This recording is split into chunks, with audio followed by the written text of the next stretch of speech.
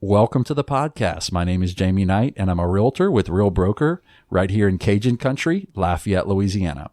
The goal of this podcast is to provide massive value by bringing insider access to our area's top agents and find out how they've been able to achieve massive success in their business. My hope is that you take away a few things from their experiences to grow your own business. My guest today is fellow real agent Daniel Sweer. Daniel is a second-generation forester. He focuses on forestry and wildlife management, and Daniel only sells land. Welcome to the podcast, Daniel. Thank you, Jamie. Excited to have you, brother. So tell me how you got into this interesting business of forestry and how you got into the real estate business. So my grandfather started the business in the 1960s. I'd say when I was early teens, I started working with him. I was cruising timber before I was driving a vehicle. Nice. Say probably 12, 13 years old, started, and it worked with him throughout my high school years, high school summers I spent in the woods cruising timber. At that time, they were cruising timber for the Army Corps of Engineers. So I can honestly say I've been in every bayou inside the Atchafalaya Basin. It took us a little over 2 years to do it, but we cruised for one of their easements they purchased within the Atchafalaya Basin. And then graduated from Louisiana Tech, and my grandfather and I merged for a few years, created Willis & Sweer, LLC. He retired around 2008, and it's been myself since then. Gotcha. So tell us a little bit about the land that you manage, too, because it's a large bunch of tracts of land. So my clientele range anywhere from, it might be as small as, say, 10, 15 acres, to some of the property owners have over 50,000 acres. Overall, I manage around 250,000 acres in Louisiana. I'm also into us, or I assist a lot of right-of-way companies to do oil and gas. Let's say a new pipeline is running a new route and they need experts to help them with the timber, purchase timber rights. So I assist them with that and go as far as expert witnessing within the court cases if they are going to be expropriating. I also do wildlife management and help a lot of my clients manage their recreational goals as far as any kind of hunting, might be deer hunting, squirrel hunting, duck hunting, and so forth. Gotcha. Awesome, man. So tell us how you got into the real estate sales, because in the intro I said you only sell land. So talk to us about like when you got into the real estate business and when you decided it was time for me to be a realtor. So I'd say 2005 I started with the forestry company, actually owning the company. Willis & Sweer was created in 2005.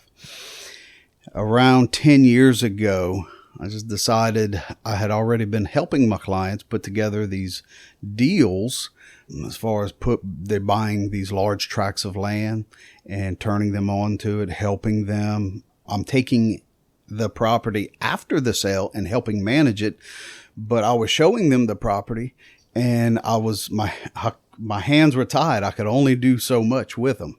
I guess about 10 years ago, a friend of mine called me. He said, look, I enrolled you into a real estate class. You're going to go get your real estate license. I said, really? I said, yeah. So I went, took the course, and I guess the rest is history.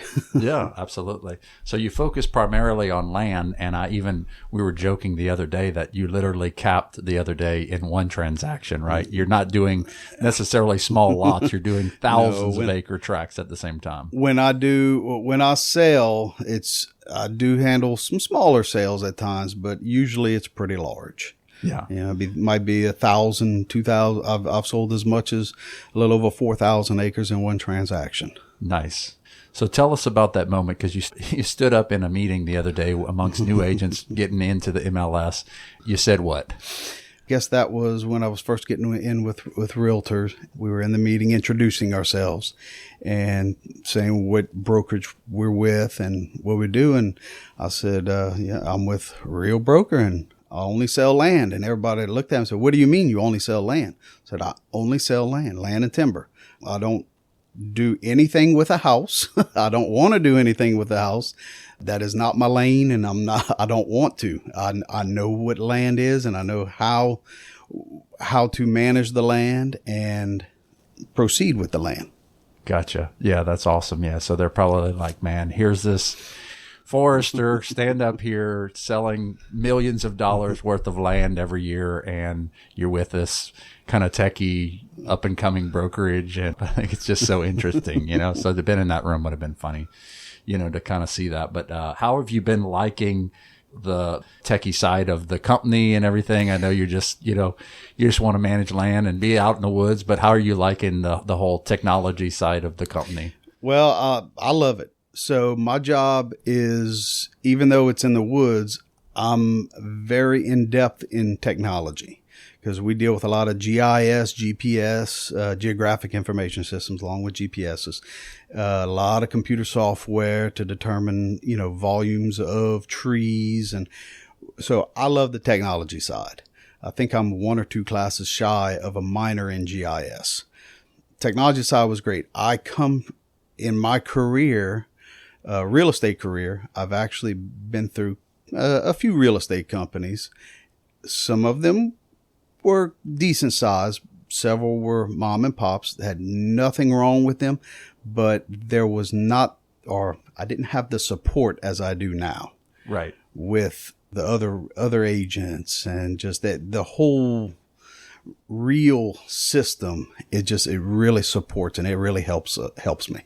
Yeah, that's awesome. Yeah, and I'm sure being able to kind of do a transaction and input your paperwork and keep everything in the cloud and everything's got to be helpful for everything else that you're doing on your computer out in the field, that you can automatically just keep track of your sales and where you are in transactions and all of that stuff. It's kind of funny. I use a lot of the transaction. If you open up mine, I have a folder for Real, and then I have a folder for Willis and Swear. I use it for my business as well. You gotcha. Yeah, well, that's interesting. So tell us about what's kind of important to people who are purchasing land. Like, what are they interested in? Like, what specifically, like, would you say if let's just say a buyer is interested in buying a 3,000 acre tract, what kind of things is important to them in a purchase of 3,000 acres? Like, so number one, when I meet up with any potential landowner, any landowner or potential landowner, first thing I'm going to ask is their goals. What are they looking for? Are they buying land for investment, number one, or is investment secondary to recreational value? Around here, recreational value, when I'm calling recreational, I'm really talking about hunting. That takes the cake. People spend a lot of money on quality hunting land. Now, in order to make it quality hunting land, you have to have the habitat, which comes with the forest management. So you have they're working together, and meeting with these landowners. If they tell me that, look, we're interested in, I want my land to cash flow. That is the primary thing, but I love hunting. So let's make it cash flow, but hunting is secondary. So now I'm looking for properties that you're going to be able to cash flow them either through the timber management, but either cutting and selling of timber, might be some government programs available, different kind of easements, might be some practices that the government or another entity might pay for. The sky's the limit. Gotcha. Interesting. So talk about those government programs for a little bit, because, I mean, we were out at a friend's property and you were getting some things set up for, what was it, like monarch butterflies or something like that. So tell us a little bit about some of these government programs that maybe people who are listening to this podcast have never even heard of as a possibility. Right. Well, there are many government programs out there, and basically have two different kinds. One's going to pay you for an easement, and the other is going to pay you for practices. Well, the easement such as WRP, CRP, those kind of things. A lot like a WRP is a one-time payment. CRP they pay annually. And what does that even mean? But a Wetland Reserve Program, and I'm sorry, that was the old acronym. Now is WRE, Wetland Restoration Easement, or CRP, which is Conservation.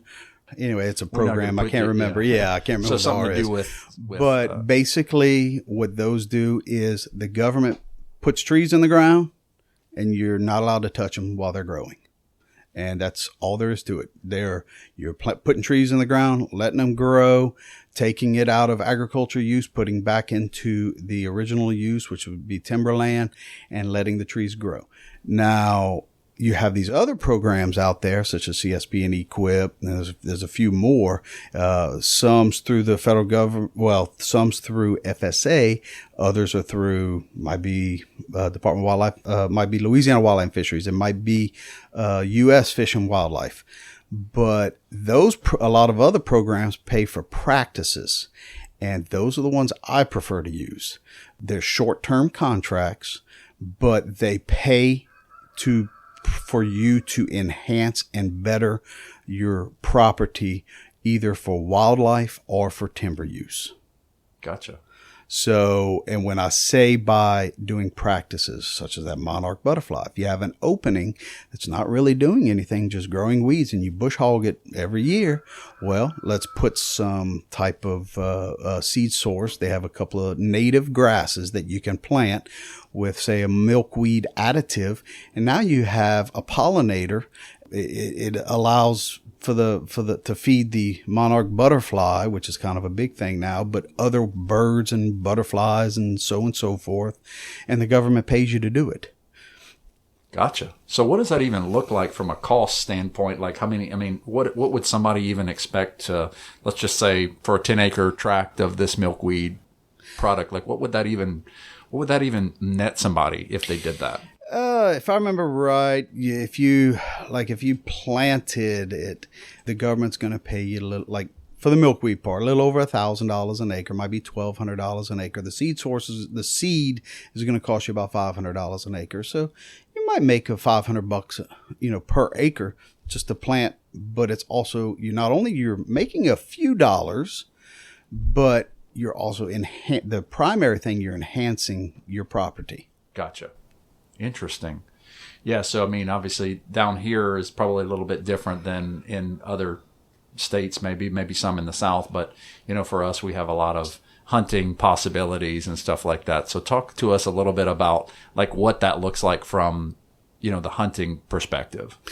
I make sure I understand as far as like the hunting perspective, like the deer hunters, the duck hunters. What are people looking for, I guess, like in land in Louisiana? They just specifically deer hunting is pretty much all they're looking for. So here, squirrel hunting is big. Gotcha. Deer hunting is probably the biggest, but you also have a lot of duck hunters. Yeah. And, but then you have the small game, rabbit, squirrel, but typically when we talk about recreational value, we're talking about deer hunting and duck hunting. But the deer hunting, you're trying to, so as a management tool, you want to be able to hold the deer. You want to be able to draw them onto the property. But in my designs, a lot of things that I do when I go to visit a property, I look at the big picture, but then I also focus on the smaller things. How are they accessing the property? Because if you access the property wrong, you're going to force those animals out, or it'll pressure them into becoming nocturnal, and you don't get to see any of the game you have. So the other day, I have hunting property here in St. Landry Parish, and it's not uncommon for me to go see 20, 30 deer in a hunt. And now I'm not shooting everything. I only shoot this select few animals, but I'm out there enjoying the wildlife. My wife has never killed a deer, but she loves to go and watch the ducks swim in the slough and watch the deer come out, and she'll take pictures of the deer with her phone while she's wearing a bright pink sweater or something. It's different. In St. Landry Parish, that's kind of not common. Gotcha. Interesting. Well, yeah, we'll talk about maybe what's important to a seller when they're selling their property? Is it just price, or I mean, is it the right person that buys it so that they can kind of continue on? Like, what's important for a seller? Like when you're meeting with these guys who are like, man, I've got 4,000 acres that I need to sell. Like, what's important to them in the process? Well, I can tell you, I have some land listed right now, and the landowner told me, well, one of the owners told me flat out, they don't want to sell it to somebody who's not going to take care of the property. It doesn't matter if they're going to give us asking price. So that a lot of these older landowners want the land to go to somebody who's going to take care of their property the same way they did. Gotcha. So of course, price is always important, but it's a lot of these landowners, they don't want to see somebody just go and cut all the trees and not care about and rut the property and not replant, not take care of the property. They want somebody to go in there and actually manage it and try to enhance and develop the property into something better. Gotcha. Interesting. Yeah. And I can feel that from a lot of these guys. Cause I mean, you spend so much time and effort, cultivating this thing. And in some cases, these properties have been in the same family for hundreds of years. Yeah. And it's something that was passed down to them and in multiple generations. So, but what else, how do you price these things too? So you got these large tracts of lands. I mean, how do you even go about like giving these guys an actual price value? Is it just on sales comparable or money generated? How do you even price land in that large tract? So that's something I actually learned from some appraisers that are really good friends of mine. So we start with bare dirt. We're going to have a bare dirt value that comes from comparables. Then I have to add in maybe recreational value. Then I have to add in the timber value and any other values that might. Sorry, it's all good. Yeah, and we're out here in Daniel's greenhouse that he just built for his wife. So we'll share some pictures of that, and you can hear the roosters crowing because I said we can't interview a forester inside of a house or something. We got to come somewhere cool, man. Be around the nature. So I'm gonna let you pick up on that topic of we're talking about what was important to a seller. You talked about using dirt as a base value, right? So, okay. So expanding on that, you have your bare dirt value that comes from comparables. Then you're going to add recreational value. Might be hunting, might be even fishing. You might have some bayous adjacent to it. So and so forth. But then you also have to have timber value. Now that is probably one of the biggest, that is one of the biggest areas that people miss. Is the timber value. Gotcha. Just because it looks like one property next door to another. Even though it looks the same, it may not be the same timber value. The trees might be a little bit taller on this property than this property, and that might give you a 25% difference in price. Wow. It can change very, very quickly. And that's where the forestry part comes into it. So I can I can look at those properties and I can do what's called a windshield cruise, and I can get pretty close to values just by looking at the timber instead of doing a full-blown timber cruise. Gotcha. Interesting. Yeah. So a tree that might be 10 years older than another one might have a vastly different value from a timber perspective. Absolutely. Gotcha. Or what type of trees that are located on the property too? Type of trees are very, very, that is probably the biggest. I mean, cypress trees, and for example, is probably triple the price. Really? Than a regular, just say sweet gum or a regular hardwood tree. Interesting. So as a buyer, what would you say would be the most important thing that these people are kind of looking for? And I guess it just depends, but where are these buyers even coming from? Are they coming from inside the state? Are they coming out of state? I mean, where are these buyers coming from? And like, what's important to these buyers? A lot of the people that are looking at buying land, they're wanting, of course, a nice piece of property, but they're wanting something that they can enjoy, that their families can enjoy.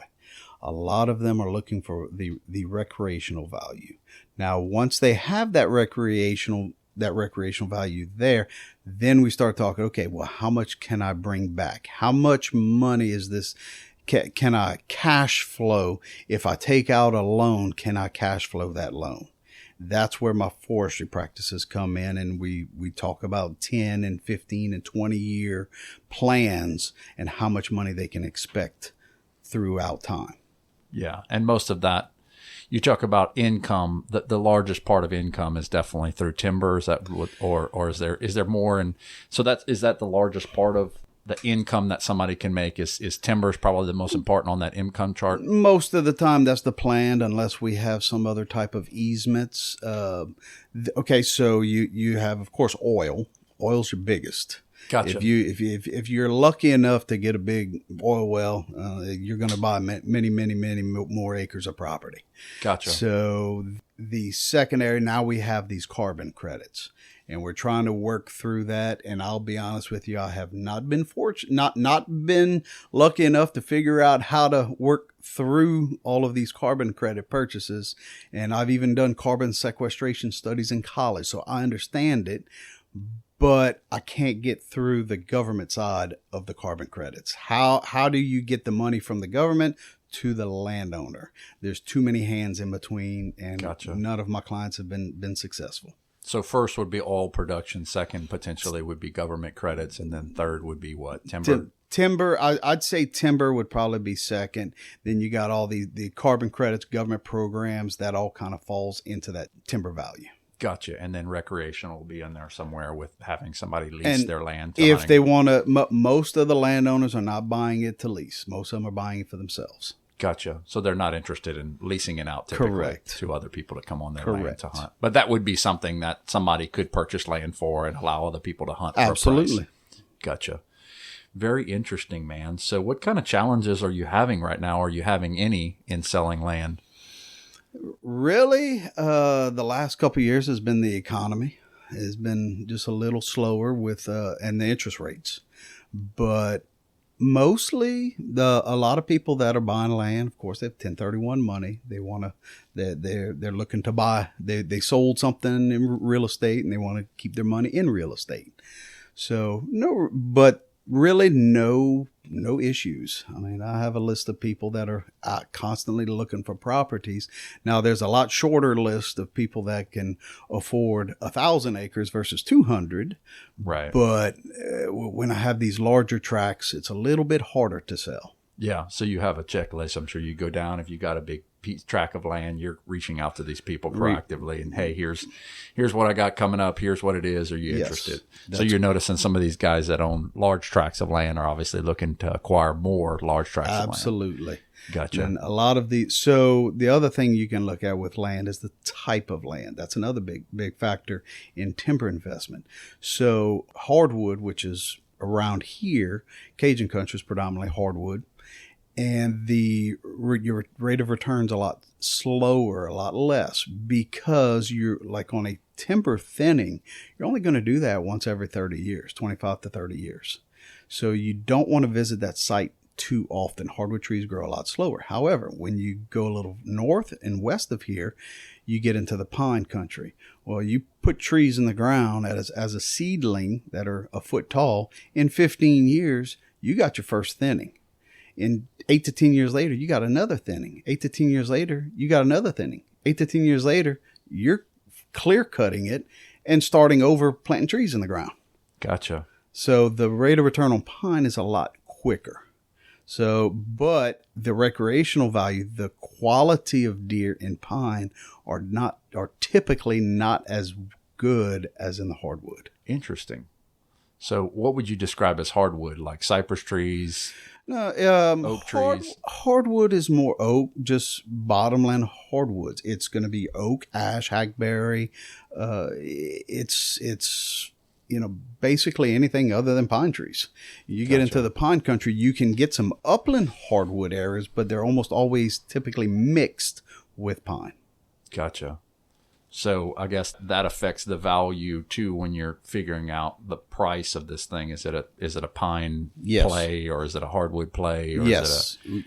You can buy pine land a lot cheaper than you can hardwood. and that has to do with the recreational value. Gotcha. Even though the investment value is better buying pine, it's your recreational value that drives it up, drives the hardwood up more. Gotcha. So it's not so much the cutting cost, it's that you have a lot of value from being able to have the type of animals you find in the hardwood forest and stuff like that. Got you, man. Super interesting. Yeah, Daniel, man, when I first heard your stories and got to hang out with you a little bit and hearing everything that you had, I was just blown away by how interesting that it was. And as realtors, we, know what we know, and we know a little bit about residential homes, and we, know that. It was just so interesting to hear you talk about forestry and, wildlife management and what something was worth, and just everything was just so interesting. So I appreciate you, kind of sharing that with us. But if you've got somebody who is listening to this thing and they're in another state and they're interested in maybe expanding or going into more land, what would you tell that realtor who's listening? Well, if you're not a forester or a forestry consultant, let me be very specific about that. So technically, my company is a consulting firm. I am there for the land owners. When you say a forester, there are lots of different types of foresters. You have foresters that are buying timber only. You have some that work for large companies. You have some that work for logging companies. You have even foresters that work for the federal government as a forest ranger. But I am a consulting forester that is there for the landowner. And I would say meet some local consulting foresters. Ask their opinions on timber values and try to include them, because they have a knowledge, even if they don't. There's a lot of them that don't sell real estate, and they have a knowledge that could definitely help you. Gotcha. So start with the foresters, get some knowledge, because to be a good steward to a seller, I'm sure knowledge is powerful when you're talking about a large tract of land and you're talking about a large amount of money. Obviously, knowledge is important to either seek that knowledge out from a forester or somebody that actually knows values of land, and not just purely compare one tract to another and hope that you're doing the seller a good service. Exactly. Gotcha. Very interesting. Well, yeah, just like we would consult an appraiser on something we're not 100% sure of in the residential space, I'm sure it's smart to consult with a forester, consult with somebody who actually does land management and recreational management, and be able to have some idea on what you're doing so that you're not giving the property away. Sure.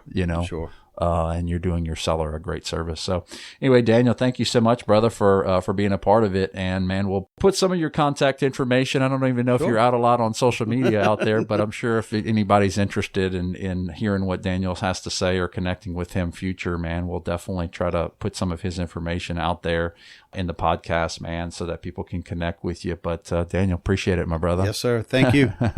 And awesome, man. So I hope you guys are enjoying the podcast, man. We're just trying to bring a lot of value and some interesting insights from different people around our community in Louisiana. So if you're interested in the podcast, go on one of our platforms and like the podcast, share the podcast with somebody that you might find something like this interesting with. And I hope that you guys are enjoying it, and I hope that you guys have an amazing day.